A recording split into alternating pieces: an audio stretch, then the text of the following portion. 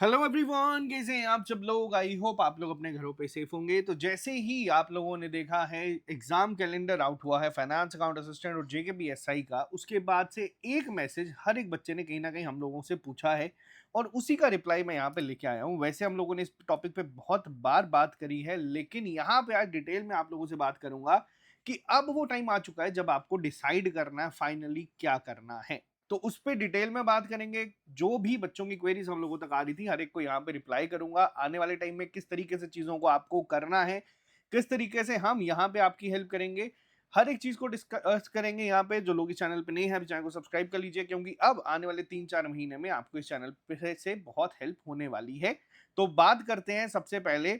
कई सारे aspirants message कर रहे हैं कि सर हम लोगों ने जेकेपीएसआई और एफडब्ल्यू दोनों का फॉर्म फिल करा है।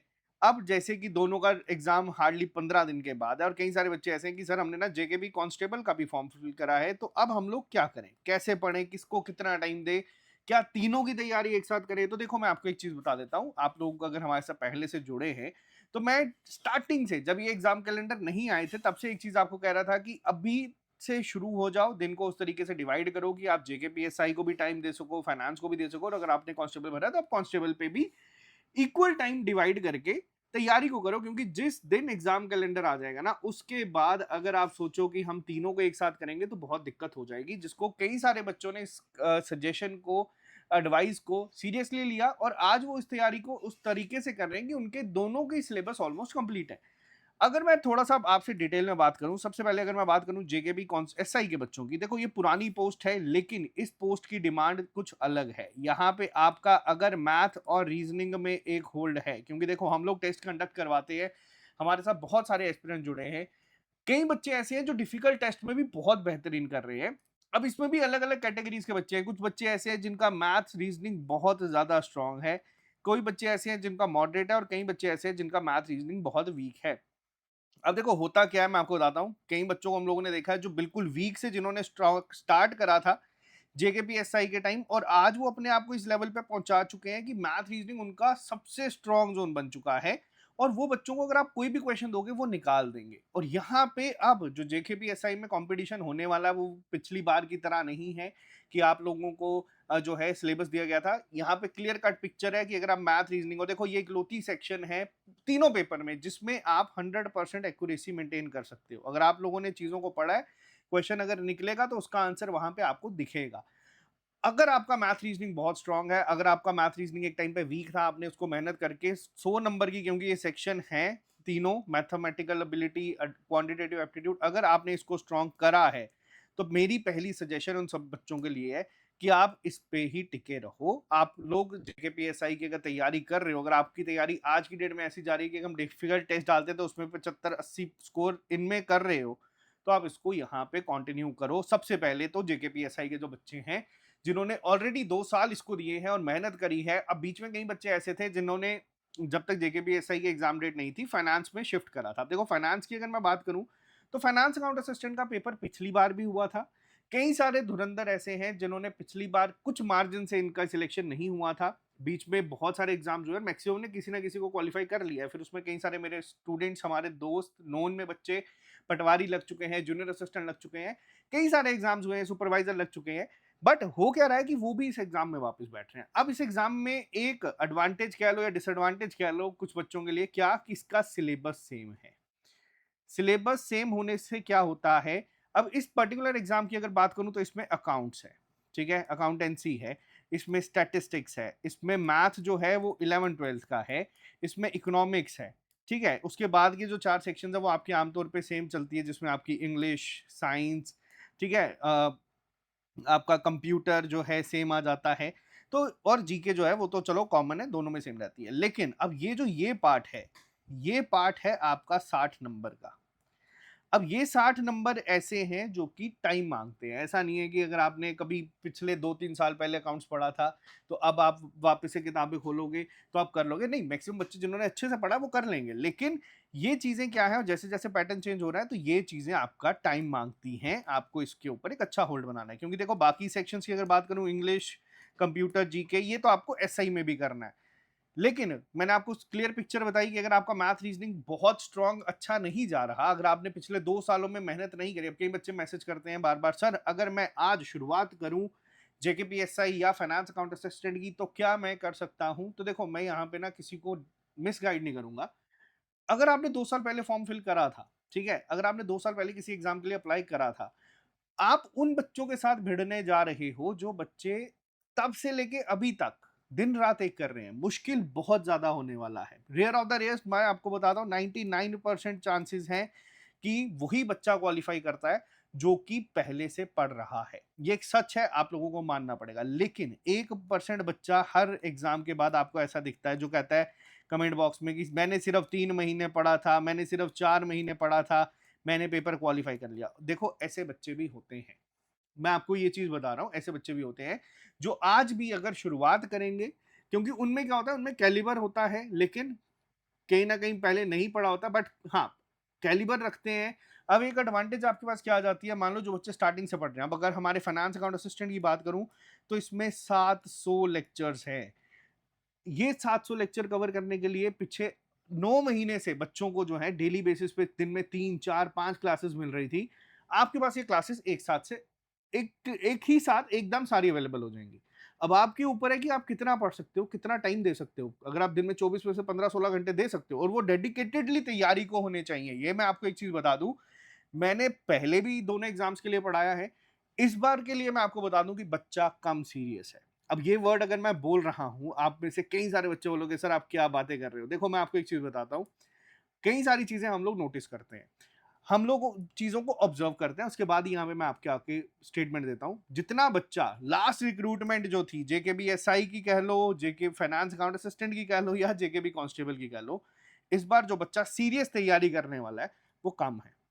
ठीक है, जो रही सही कसर थी वो जूनियर असिस्टेंट के बाद, पेपर के बाद बेशक उसका कट ऑफ कम गया, लेकिन बच्चों ने वैसे ही किताबें बंद कर दी हैं। तो अगर आप वाकई इसके लिए तैयारी कर रहे हो तो आपके चांसेस बहुत अच्छे हैं, क्योंकि इन तीनों रिक्रूटमेंट को जो है यहाँ पे मैंने लिखा है ना, तकरीबन 4000 से ज्यादा बच्चे यहाँ पे, लगभग 4000 बच्चा यहाँ पे जो है सेटल होगा। और 4000 एक बहुत बड़ा नंबर है, जो कि आप अप्रोक्सीमेट 3000 3500 बच्चा जो है यहाँ पे सिलेक्शन लेके जाएगा।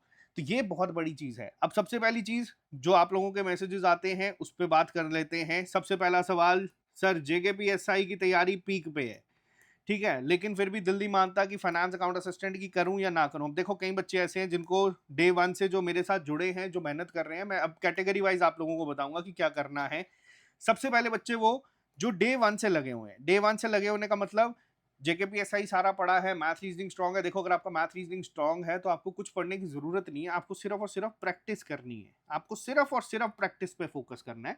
आपको मैथ रीजनिंग के कहीं से भी सवाल मिलते हैं, आप लगाओ, ठीक है, और ये डेली बेसिस पे करना है। ये चीज याद रखना, मैथ रीजनिंग की प्रैक्टिस डेली बेसिस पे होनी चाहिए। इंग्लिश को स्ट्रांग करो अगर वीक है तो, और बच्ची कुची बात आती है जो कंप्यूटर और जीके, वो तो आप लोग एज इट इज चलाते रहो, जहां से भी जितना भी पढ़ा है उतना, ठीक है। ये नहीं है कि आप इंजीनियरिंग की किताबें लेके उसको पढ़ रहे हो कि डेटा स्ट्रक्चर क्या होता है, ऑटोमेटा क्या होता है, ये सब चीजें मत करना। मैं वापस से आपको कह रहा हूँ, क्योंकि अगर रिसेंट पैटर्न की बात करूं तो जो जूनियर असिस्टेंट के बाद 3 एग्जाम जो जेके एसएसबी ने कंडक्ट करवाए हैं जिसमें कंप्यूटर था, वो बहुत बेसिक लेवल के थे।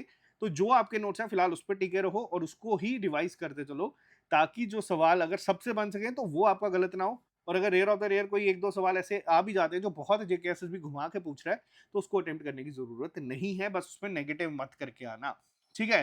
तो जो जेकेपीएसआई के स्टार्टिंग से बच्चे तैयारी कर रहे हैं डे वन वाले, आपको सिर्फ और सिर्फ इसमें प्रैक्टिस करनी है। अब देखो प्रैक्टिस कितनी, आप अगर दिन में 1 घंटा मैथ को देते हो, ठीक है, 1 से 2 घंटे अगर आप मैथ को दे रहे हो, बहुत बहुत सफिशिएंट टाइम है सिर्फ प्रैक्टिस के लिए। जो चीजें आपको अगर आज की डेट में मान लो एक आधा चैप्टर है जो नहीं आता, ठीक है, कई बच्चे हैं जिनका मान लो simple inter compound interest weak है, मिक्सचर एलिगेशन वीक है, अभी भी अगस्त महीना जो है आप उसको दे सकते हो, उसको सीख सकते हो, उसको इम्प्रूव कर सकते हो।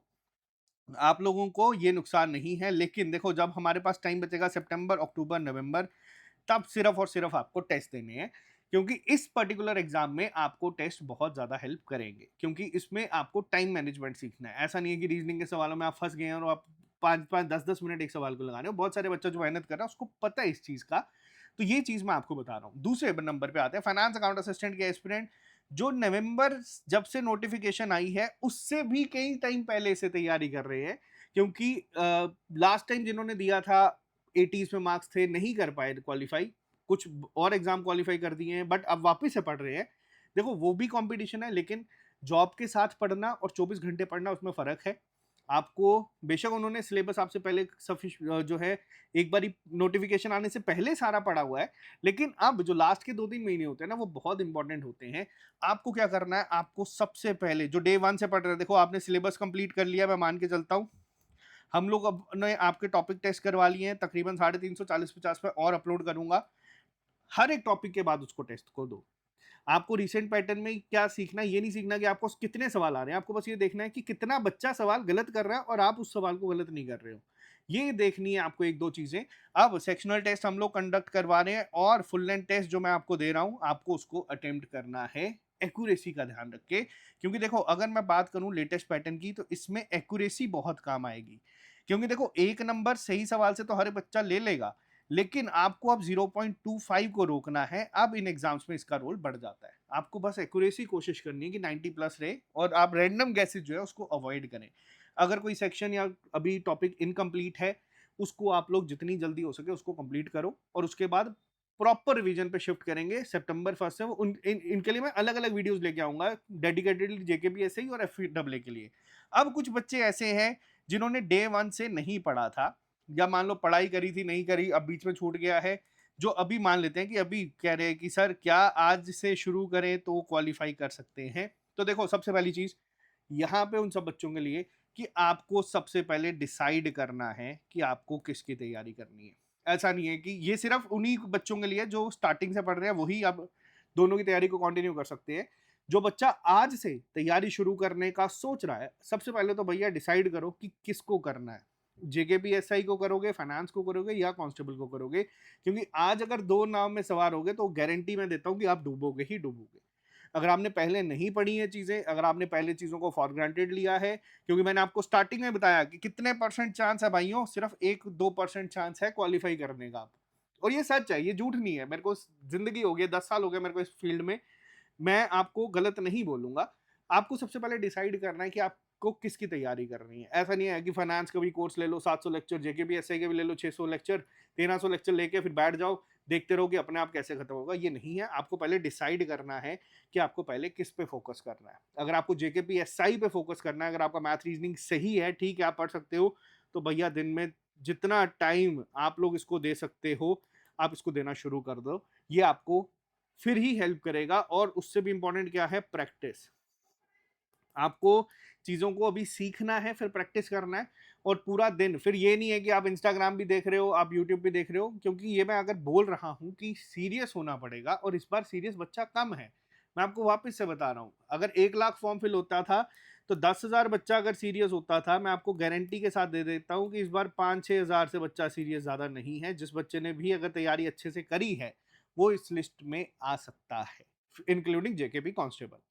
और एक मेजर जंग जो बच्चों का ग्रुप था 4,000 बच्चों का, वो निकल चुका है कांस्टेबल में। वो बेचारा ट्रेनिंग में बैठा हुआ है, वो वहां पे स्ट्रगल कर रहा है कि 75 ये कैसे करें, जिनके लिए हम 75 डेज वगैरह शुरू कर रहे हैं। और बहुत मुश्किल हो रहा है उन बच्चों के लिए। और वो बच्चे ऐसे थे जो जेकेपीएसआई के टेस्ट में 150 प्लस नंबर लेके आ रहे थे। अब जॉब सबको चाहिए, कांस्टेबल में जा चुके हैं, और मुश्किल हो रहा है कंटिन्यू करना। बट देखो मैं आपको एक और चीज बताता हूँ, वो बच्चा आज 8-10 घंटे की अपनी एक हार्ड ट्रेनिंग के बाद भी दिन में अपनी नींदों को सेक्रीफाइस करके तैयारी कर रहा है जेकेपीएसआई की। तो जो बच्चा सारा दिन अगर लाइब्रेरी अपने घर में तैयारी कर रहा है, आप लोगों के लिए उनसे बड़ी मोटिवेशन कोई नहीं हो सकता। और आप मेरे को रीजन बताना कि उस बच्चे की सिलेक्शन क्यों नहीं होगी। क्योंकि मैंने उनको स्टार्टिंग में कहा था कि अगर कांस्टेबल जा रहे हो तो एक आग अपने जिंदा रखना कि मेरे को एसआई बनना है। जिंदगी निकल जाएगी, एसआई बनने के लिए शायद ही बन पाओगे कभी जॉब में।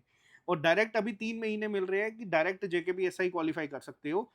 सबसे पहले ना आप सभी बच्चों के लिए एक चीज है कि आपको डिस्ट्रैक्शंस खत्म करनी पड़ेंगी, जितनी भी हैं, जो भी है, बॉयफ्रेंड है, गर्लफ्रेंड है, रिश्ता होने वाला है, जो कोई भी है, उसको बोलो वेट कर ले थोड़ा सा। ठीक है, अगर किसी को करना होगा वो वेट करेगा, नहीं करना होगा तो अगर आप नहीं करोगे तो वो कहीं और निकल जाएगा। ये सच है, याद रखना। बहुत इंपॉर्टेंट चीज बता रहा हूँ। डिस्ट्रैक्शंस को खत्म करो। 15 मिनट के लिए ब्रेक लेते हो तो आधा घंटा इंस्टाग्राम फेसबुक चलाना आप लोगों को मेरे से ज़्यादा बेटर पता है कि डिस्ट्रैक्शंस क्या होती हैं। आज की डेट में वो कुछ ज़्यादा ही हो चुकी हैं, जिसको अब आपको अवॉइड करना है। आप अगर सुबह उठ रहे हो, वो भी मैं आपके साथ डिस्कस करूँगा कि किन चीज़ों का ध्यान रखना है। दूसरी चीज़, अगर आपका मैथ रीजनिंग मान लो बहुत वीक है, मैथ बहुत वीक है, मैं आपको अभी भी बोलूँगा कि आप लोग फिर फाइनेंस के ऊपर स्विच करो, अकाउंट्स को करो, क्योंकि इसमें मैथ की सेक्शन आप लोग छोड़ सकते हो, वो 10 नंबर की है, 3-4 चैप्टर हैं ऐसे जो आप कर सकते हो। बट आपको अब लेकिन डिसाइड करना पड़ेगा कि आपको कौन-सी सेक्शन को पहले प्रायोरिटी पे, कौन से एग्ज़ाम को अब आपको करना है। अब ऐसा नहीं है कि 2 लहरों में, नावों में सवार होके चलेंगे। मैंने आपको तभी स्टार्टिंग में कहा था न, अब ये टाइम आ चुका है कि आपको डिसाइड करना है। अब देखो एक और चीज़ जाते-जाते मैं आपको बता दूँ, सबसे पहली चीज़ जिसको आपको ध्यान रखना है, जो आपका डे है, जब आपका दिन शुरू होता है, आपकी एक डेली रूटीन होनी चाहिए। अब डेली रूटीन आपकी 1 दिन पहले आप लोग लिख के सोएँगे। कैसे लिख के सोएँगे मैं आपको बताता हूँ। अब जैसे हम हैं, मैं अपनी बात करूँ, मेरे को पता है कि आज अकाउंट्स का टेस्ट अपलोड होगा या मैथ का टेस्ट होगा या रीजनिंग का होगा, फुल एंड टेस्ट होगा। हम लोग उसको ना पहले लिख के रखते हैं कि किस टाइम पे कौन-सी चीज़ करनी है, कौन-सी नहीं। अपने दिन को डिवाइड करो, 1-1 घंटे का, 1-1 मिनट का हिसाब आपके पास होना चाहिए कि आपको कौन-सी चीज़ किस टाइम पे कब करनी है। ऐसा नहीं है कि जब मन किया मैथ उठा लिया, जब मन किया रीजनिंग उठा ली। वो आपको ना एक प्रॉपर डायरेक्शन में तैयारी नहीं करवाएगा। सिलेबस को आप प्रिंट ले लो या सिलेबस को अपने सामने रखो और उसके साथ उसके अकॉर्डिंग एक खुद का शेड्यूल बनाओ और उस पे शुरू हो जाओ काम करना। जिस टाइम पे काम नहीं खत्म होता, ओवरटाइम करना शुरू करो। ठीक है? और लेकिन रूटीन को अपनी मेंटेन करो और उस दिन में ये चीज़ों को खत्म करो। बाकी एक डेडिकेटेडली वीडियो ले आऊँगा मैं इस पे। कई सारे बच्चे मेरे को कह रहे हैं सर हमें ना डिस्काउंट दे दो। देखो इंडिपेंडेंस डे आ रहा है, ऐसे आपको 40% डिस्काउंट मिलता है, 55% मैंने ऐप पे कर दिया है।